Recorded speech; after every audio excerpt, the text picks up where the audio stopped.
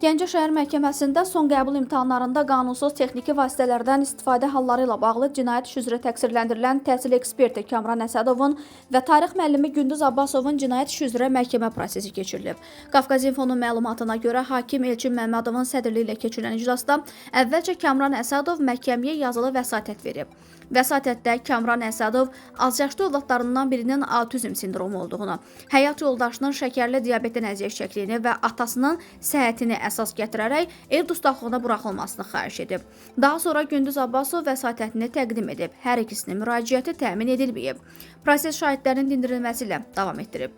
Qadın şahid ifadəsində bildirib ki, Kamran Əsədovla ailəvi dostu vasitəsilə tanış olub. O bildirib ki, övladının universitetə qəbul olması üçün 15.000 manat verib. Lakin ərinin təkidi ilə çiyin və qulağa taxılması üçün nəzərdə tutulan texniki vasitələri Kamran Əsədova qaytarıb və verilən məbləği geri alıb. Digər şahid isə Gəncədə yaşadığı üçün Gündüz Abbasovu tanıdığını bildirib.